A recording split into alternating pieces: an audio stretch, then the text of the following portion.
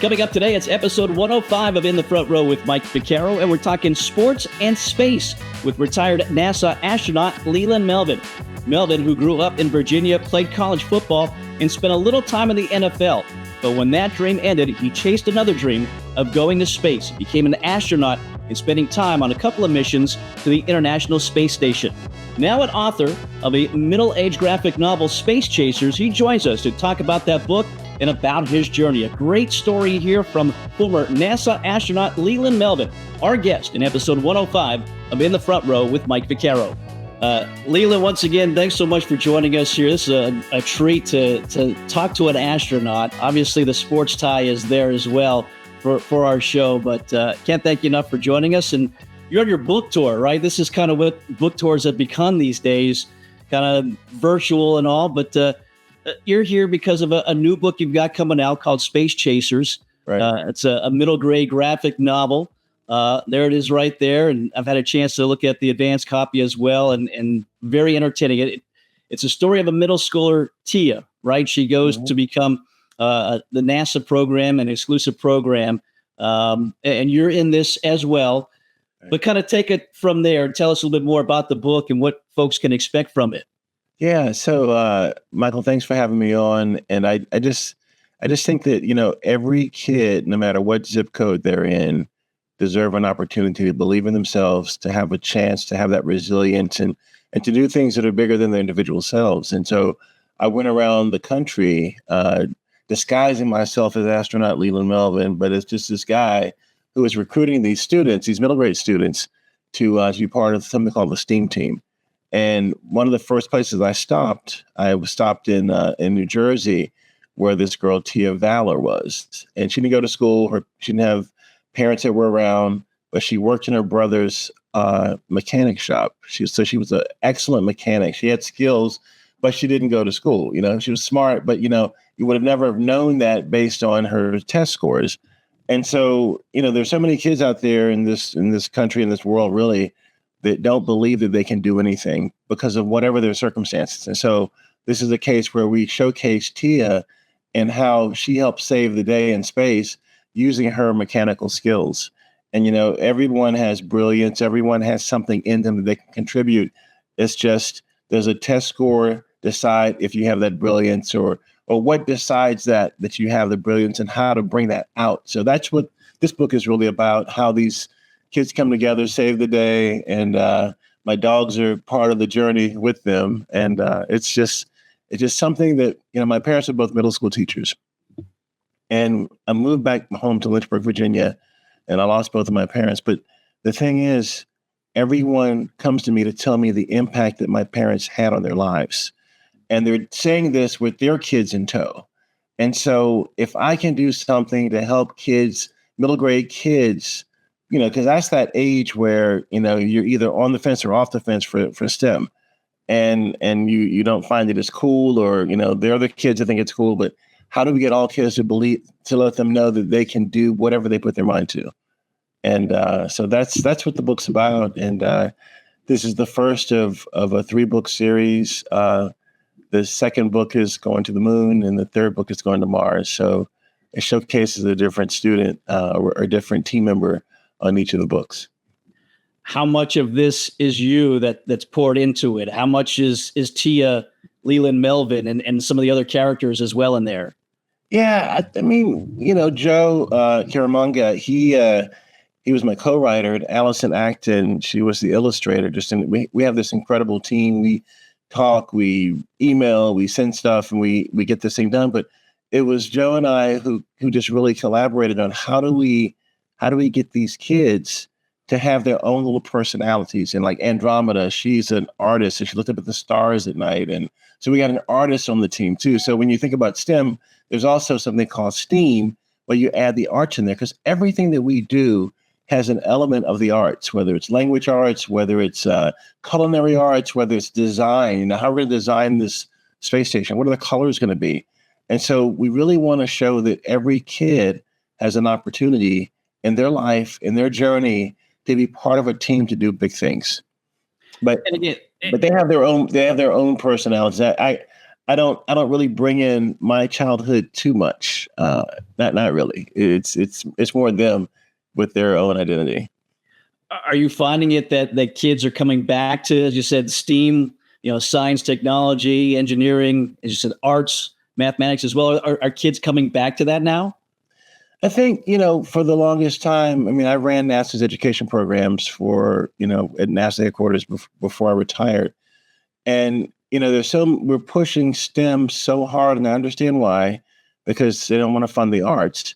But, but there are kids that don't see themselves as being scientists or engineers, but really we're all elements of that. We all make drawings, we all look up at the night sky, we all as kids, pretty much do everything. We do math, we do technology, we're working on these phones and tablets and things, gaming. I mean, that's hand controllers. Do you think about that? All of my training to go to space was on a computer with hand controllers. And so those kids don't even know it, but that technology they're using could help them save the day on a spacecraft or going to Mars or something, or, working those joysticks to move a rover. So they have it already in them. They just don't even know it. Think about this, Michael. This is one of the most critical things for parents is that, when a kid pulls out all the pots and pans and gets some wooden spoons and starts playing the drums on the pans, that's an acoustics experiment. They're learning the different timbres of the different size pots. And so that's a learning experience versus, hey, you're making too much noise, put those pots and pans back in. So we can't stifle our children's curiosity and creativity and learning how the world works around them, because that's really what this book is about too. They're experimenting, they're trying things, they're doing things, and letting the parents get out of the way so they can be creative and build and make things. And so I think that's another part of this journey is how do we let our kids do what they have to do to be curious and create. And again, it's Space Chasers from Macmillan Publishers. You wrote in your autobiography, Chasing Space. Mm-hmm. So was a kid's book the natural progression, the next step for you as an author? How did it really all come about? Well, I'd written my memoir, Chasing Space, and then we wrote a young readers edition. And in the young readers edition, we put actually NASA activities in the back of the book that parents and kids can do together. And so I had also done a website with Steamography. This friend of mine had helped me design this look to show my journey from a kid to an astronaut. And lots of the times kids don't know what that playbook is. You know how to get to the NFL. You know how to get to the NBA, right? You know how to play soccer. If you go here, practice, study, work hard, you can make it to this professional league. But what is the playbook to get to space? What is the playbook to be a scientist, a chemist, or an engineer, or a technologist? So we're trying to help people see that you can be anywhere in your journey in your life. And with these steps, with this training, with these things, you can do anything. As you said, you're back in Lynchburg, where you grew up in the early 1960s. For you, football eventually became your sport. But before that, tennis was a sport I understand that you kind of fell in love with. Why was it tennis? Yeah, Michael, I was 5 years old when Neil and Buzz walked on the moon, and I did not see the actual transmission because I was the antenna engineer holding the rabbit ears on the black and white Sylvania television set. So when I tried to look around, my dad said, "Don't move. Actually, move your right hand down 30 degrees and hold it. Don't move." So, I don't know if you know back in the day about, rabbit ears and televisions, but but all the kids the next day went out to play astronaut, and they said, "You want to be Neil or Buzz?" I'm like, I don't want to be either one of those guys. I want to be Arthur Ashe, because he trained 5 blocks down the street from where I grew up on Pierce Street in Lynchburg, Virginia.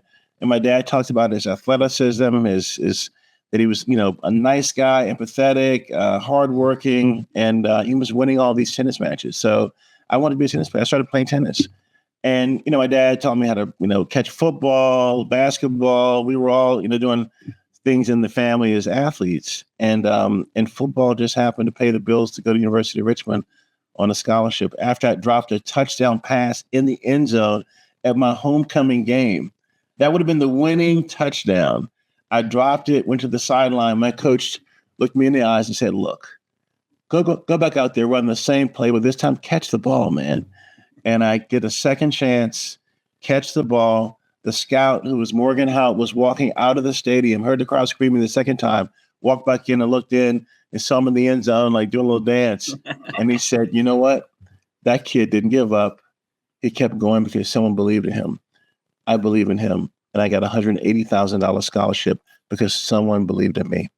And that's the second chance, right? So how do we give kids second chances when they fail or when they do something they're not supposed to be doing?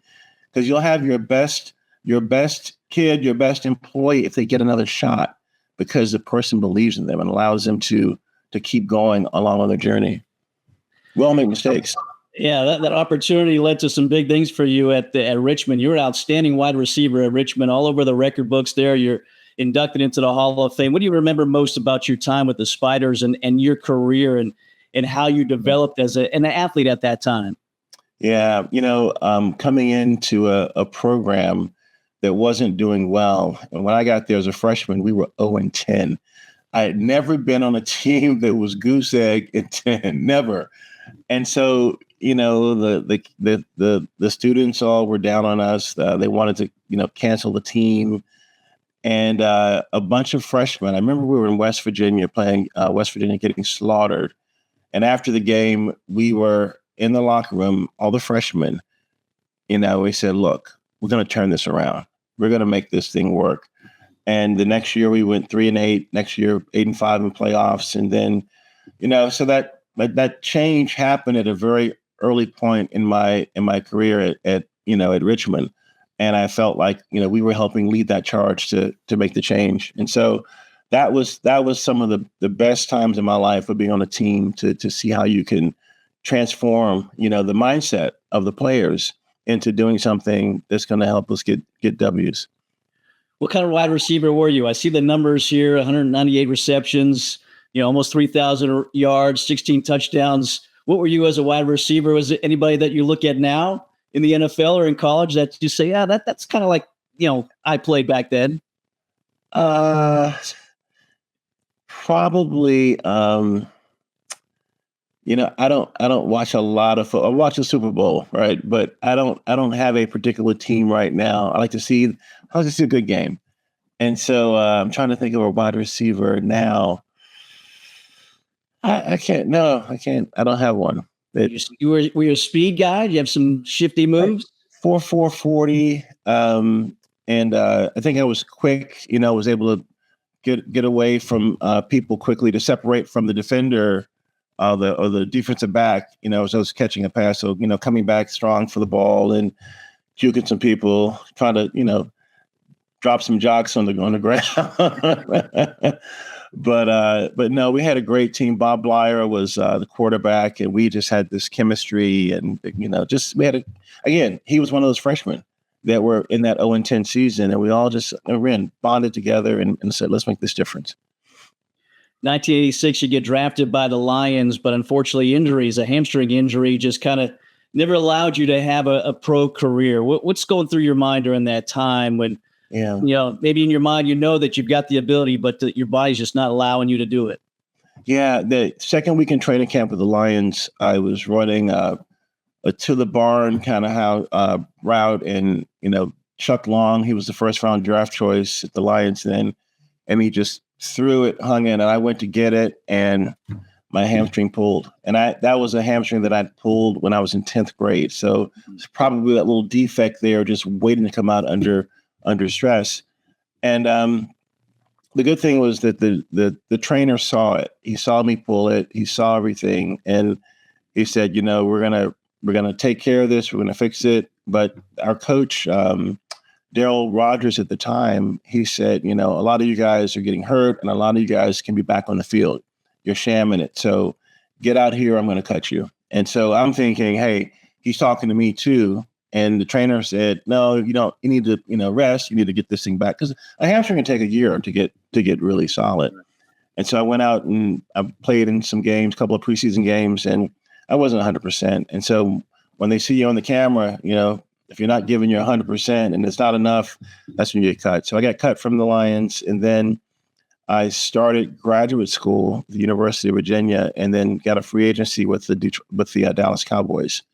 And so I went down there while in grad school watching VHS videos of material science engineering from UVA and pulled the hamstring for the second time with Danny White. Went out to run a half-speed 10-yard out. I was stretching. Half-speed 10-yard out, and Danny White does an audible to half-speed 10-yard out to take it to the house. And so Tom Landry was walking on the field. Danny saw Tom. He's trying to keep his job. So he just hangs it, beautiful spiral. And I'm like, oh, I better go get this. There's Tom Landry. So I'm running again, and boom, I pulled it again. Same hamstring. So that was pretty much the end of my football career. But went back to graduate school, finished that, and then went to work for NASA. Yeah. So you went to graduate school thinking NASA was going to be the next step for you? No. I wasn't going to work for the federal government because I'd seen the numbers, DuPont, Dow, they pay like 3 times more than this NASA government job. So I was at a career fair, and I'd gone to the DuPont and Dow booths, and I was walking past this booth and it said NASA, and I'm like, And this woman comes around from the booth and says, "What's your name?" I said, "Leland Melvin." She said, "I've been looking for you. You're going to work for NASA." I'm like, "No, I'm not." So they're closing down the career fair. She's like, "Here, help me take these to my car." I'm like pamphlets and stuff. And by the time that I get back, I think the next week, I have a letter from NASA saying, you have a job in NASA Langley Research Center and the Structures and Materials Group. I'm like, what's going on here? So she was recruiting people to come work at NASA. And I got the job, and then she convinced me that this would be a good thing for me to do. So I went there, and the rest is history. Yeah, 1998, 10 years later, then you make your first mission. You go to the International Space Station. So take us through that 10-year period and when you started to train to become an astronaut and actually go on a mission. Right. So got into the Corps in 1998. And then 10 years later, 2008 is when I went to the space station. It's land survival training, water survival training, working with people that are the top pilots in the world, Top Gun pilots like Maverick, Top Gun Maverick. And we're flying these jets, and they give me the stick, and I'm flying a jet, a Mach 1.3 jet that I've never flown a plane before. And so having all these experiences, zero-G training where you're floating and flipping in a zero-G airplane. And then I got assigned to a mission. I had some other stuff happen. I lost my hearing in a training accident. Underwater training? Yeah, there's a 5 million gallon pool that we simulate weightlessness in. So we have this white suit that looks like a cross between the Michelin Man and the Pillsbury Doughboy. So we're, in this suit floating around. And one of the things that you have in the suit is if you're the kind of person that needs to squeeze your nose to clear your ears, you can't do that. So there's a little Valsalva pad that's a styrofoam block that fits right in front of your nose. And if you have to clear, you can press your nose against it to clear it. They forgot to put mine in. Oh, wow. So 20 feet down, I tell the test director I don't have a way to clear. They take me down a little bit further, and I tell them to turn the volume up in the headset. And from that point on, Michael, I hear nothing but static. They take me out, pop my helmet off, blood's coming out of my ears, emergency surgery. And the doctors, when I wake up from the anesthesia, I'm looking at the doctors, and they're like, this didn't go too well. We didn't figure out what happened to you. So I'm medically disqualified. And friends of mine told me I should quit. They're never going to fly you. And then I just stay the course. The resilience to say, let's try to figure this out. My hearing comes back in my right ear only. And I just keep working hard. And this doctor, he's the head of all the flight surgeons. He gives me a shot. He says, look, you've been here for the families of the Columbia crew that lost their lives. You've been here for the team. You didn't complain. You kept stayed the course. Here's a waiver for you to fly in space. And so I get that waiver. I get assigned to a mission to install this $2 billion laboratory to the International Space Station. And no pressure, right? Everyone in Europe is waiting for this thing to get installed so their astronauts can fly and live in space for long duration. And I think about back to football. It's third and long. It's 2-minute drill. You don't have time to waste on being distracted by the crowd or your laser beam focused on getting that job done. And that's exactly what I did with that Columbus laboratory.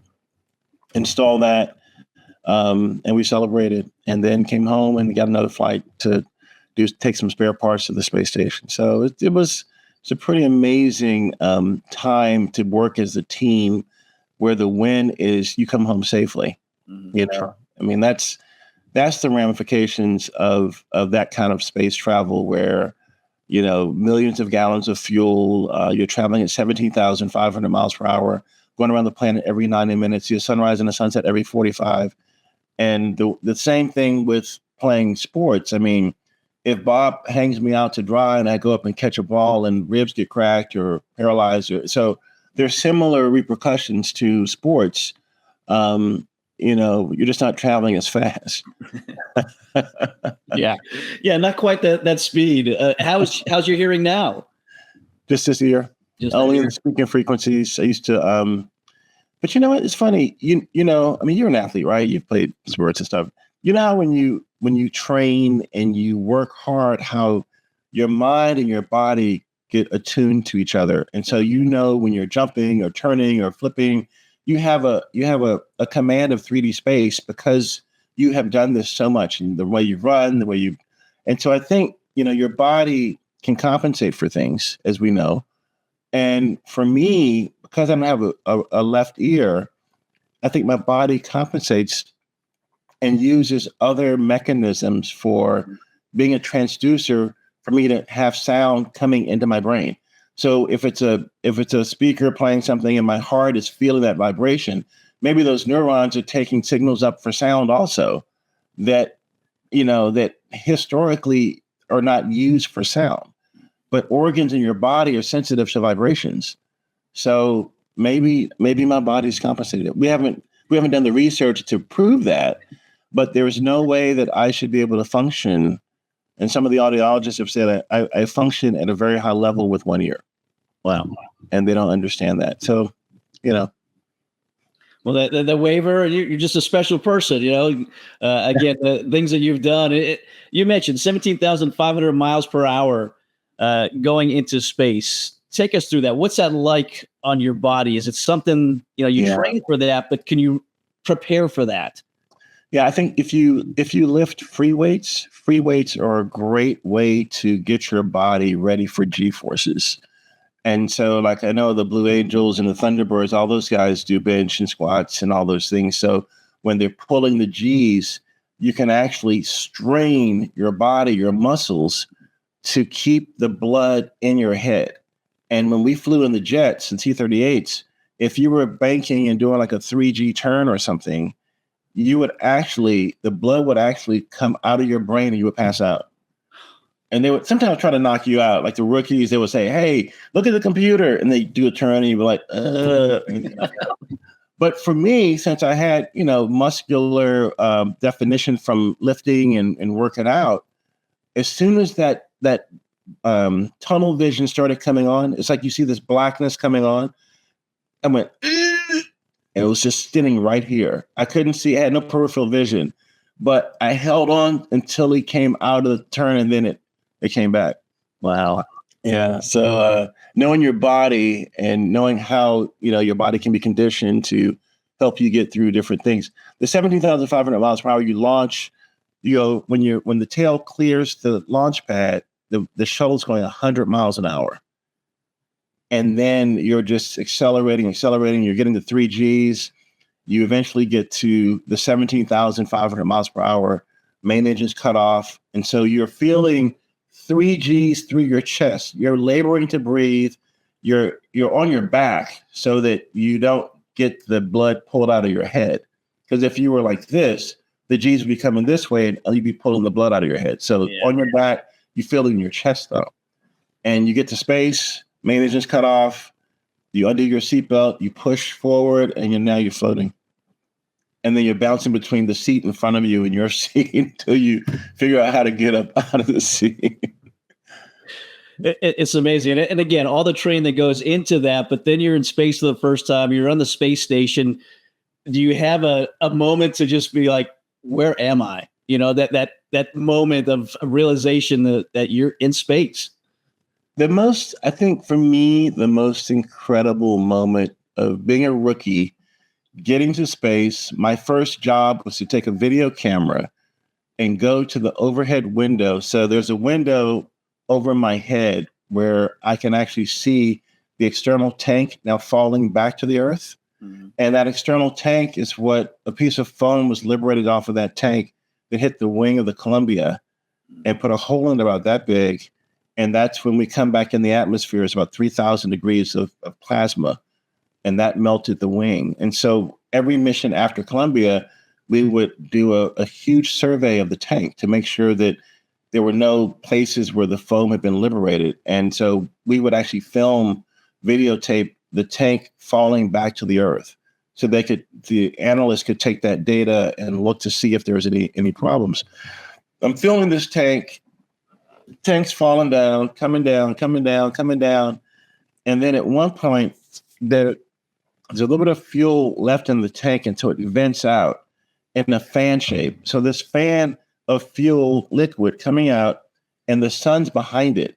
And it's this beautiful, just glow of just, I can't even describe it. And then once the tank falls out of my field of view, I'm looking at the Caribbean Ocean. And the colors that I see, it blows your mind because you've never seen something so vibrant before. And you don't have definitions for the different hues of blue that you see because, you have, navy blue, robin's egg blue, light blue. I was exhausted and I saw 30 more shades of blue looking at the ocean, from turquoise to deep, deep, darkest blue, azure, indigo, all these colors. And so I think you get this overload, this stimulation overload of seeing our beautiful blue marble below you. And then you got to get to work. Does fear ever enter your mind again, knowing, past, tragedies that happen with space shuttles? How do you keep that from your mind, I guess? Yeah. The night of the Columbia accident, I went to console the parents of David Brown. He was one of the astronauts from Virginia on that mission. And David's father said to me, Leland, my son is gone. There's nothing you can do to bring him back. The biggest tragedy would be if we don't continue to fly in space to honor their legacy.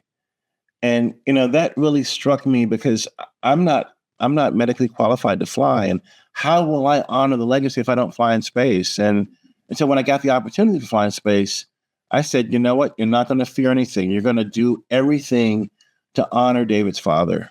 And so I was thinking about that on launch. I said, we got to be perfect. We got to do all of our tasks. And there's no time for fear. I mean, again, getting back to football, third and long, and you're am I going to drop it? I'm going to catch it. You got to go do it. Right. I had that time in high school when I coughed it up, but I said, no, that's not going to happen again. I'm going to catch the ball. And that same mentality from sports. I think sports is a really good analog for flying in space because you're working in a fast-paced environment. You have 8.5 minutes to get to space, and everyone has a role to play, and you back each other up. You make sure, that if a guard is pulling and they miss the person coming in, someone else comes in, running back comes in and takes that person out, right? You have each other's back. And I think that sports analog, man, it really helped me understand how to be a good team player in space and on the space shuttle. It's probably the ultimate 2-minute drill, right?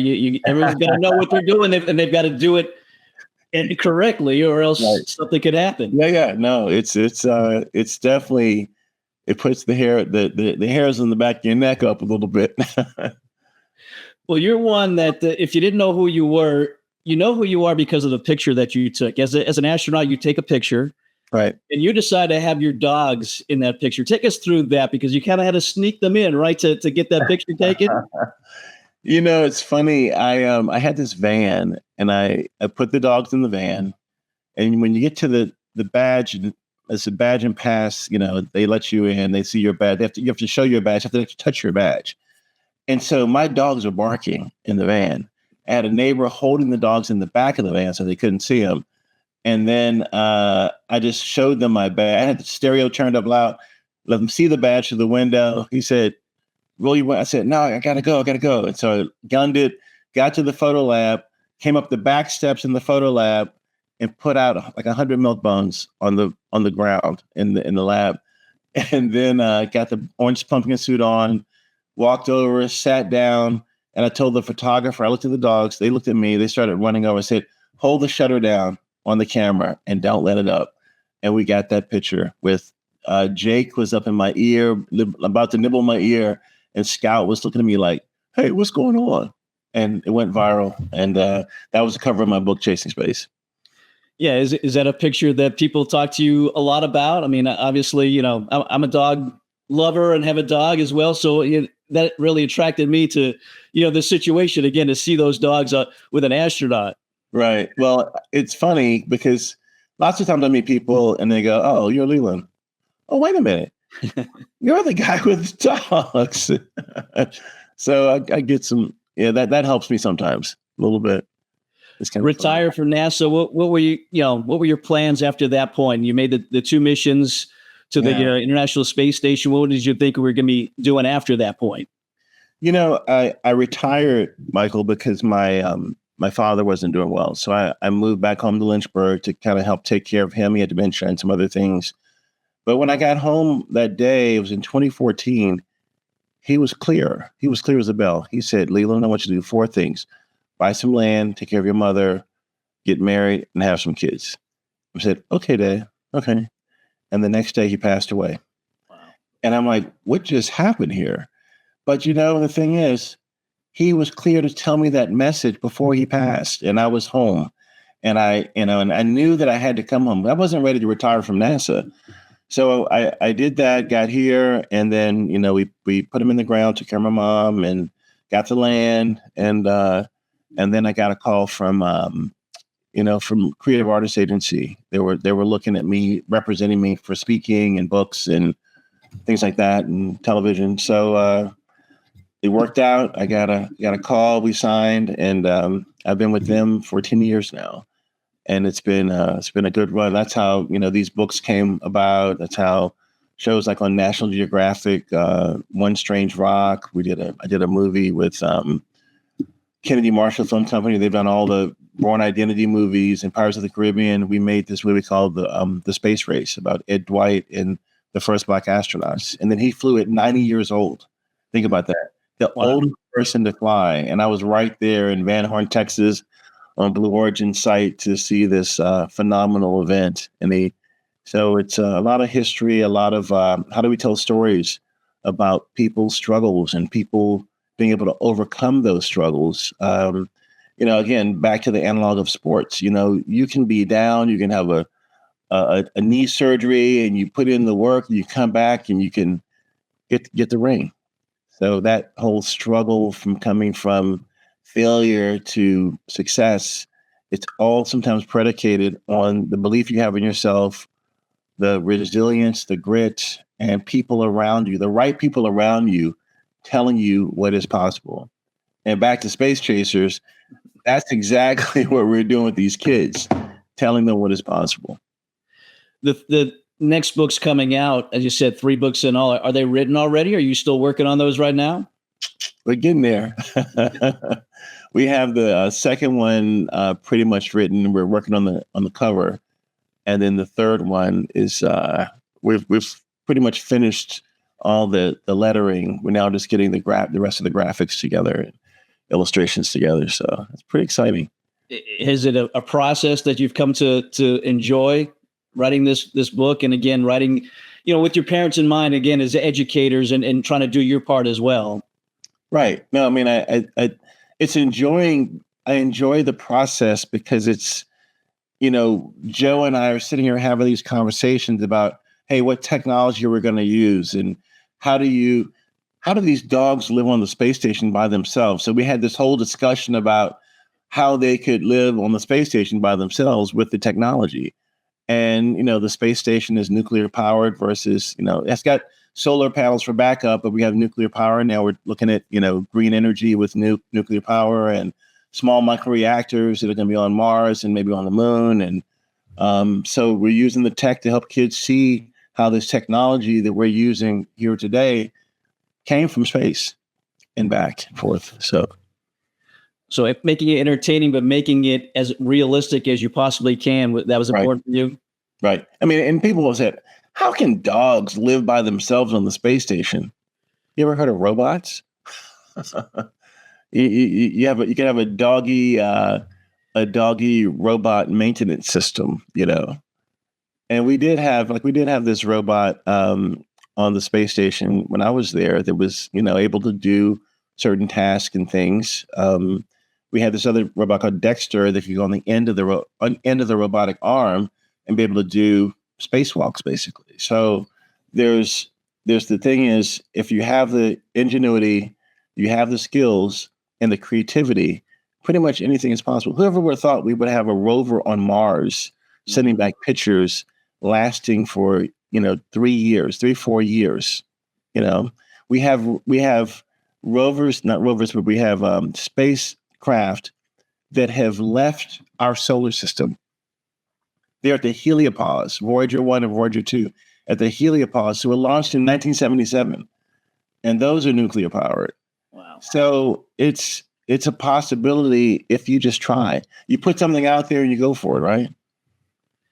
Well, you tried to go in the NFL. It didn't work out, but you are in the Pro Football Hall of Fame, right? Your jersey is in the Pro Football Hall of Fame. What kind of honor was that for you? That was amazing to not having played a down in a regular season game and to have your jersey. I had both the Lions and the Cowboys jersey. We went up for when they had the the NFL Hall of Fame awards. We were there early as my whole crew, my second STS 129 crew.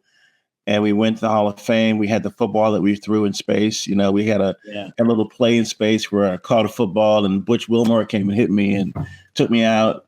But that football on my jerseys is there. And also we flipped the Super Bowl coin in space too. There's a video online that shows that it was like Super Bowl 44 that we flipped the coin, and they played that video at the Super Bowl in the Super Bowl. Those ads were way too costly to play it on television. But no, we just had some good times showing what is possible in space and sports, and how they do connect. I mean, think about a lot of the technology, composite materials that we use in tennis rackets and the foam and helmets and all these things. A lot of it's space technology. Look at the cameras that are filming, these robotic cameras that are going around filming and all the data analytics that are going on to see what play should we run. All that stuff is NASA technology. Yeah, it's amazing sports, the correlation to life and so many things it has with it. I'm sure you're on social media as you're, again, promoting this book. How can people follow you on social media and, again, get some more information about this book and go get it? Yeah, Instagram, it's Leland Melvin. Facebook, it's Leland Melvin. And I'm not on X or Blue Sky yet. But I have the schedule for my Eastern Seaboard tour that starts on Monday in Richmond, Virginia. And I'll be in Clifton, New Jersey on the 10th. The 9th. The 9th on Sunday at Barnes & Noble.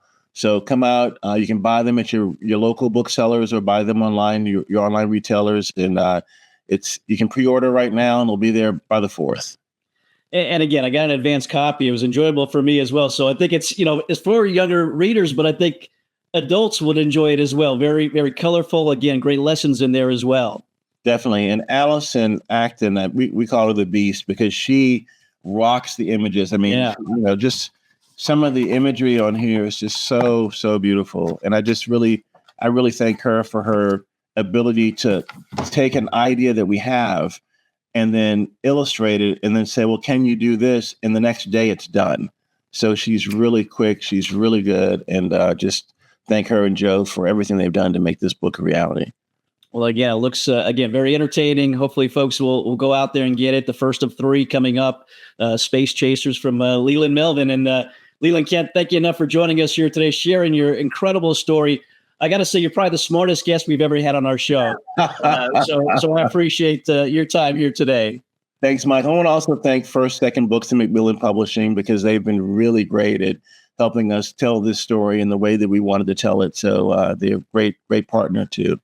Yeah, and thank you to Sarah, Tatiana as well for helping arrange our sit down here today. Again, you're a guest I've wanted to get on here for a long time. Glad to have you on here and get a chance to, again, hear your incredible story, Leland. Thanks, Michael. Have a good day, man. Well, great stuff there. Great lessons from Leland Melvin. Our thanks to him for spending a little time with us today. Also, Sarah and Tatiana with Macmillan Publishers for helping arrange that sit down. Space Chasers out now. Check it out wherever you get your books, and also follow Leland to see where he's making some stops on his book tour. As always, we invite you to like, to share, and to subscribe our podcast here, as we'll have more great guests coming your way. More great stories, always great stories here. Not sure we'll have another astronaut, but still great stories still to come. For JR Equipment, our creator, producer, and director, I'm Mike Vaccaro. Thanks for watching. We'll see you next time on another episode of In the Front Row with Mike Vaccaro. Have a great day, everybody.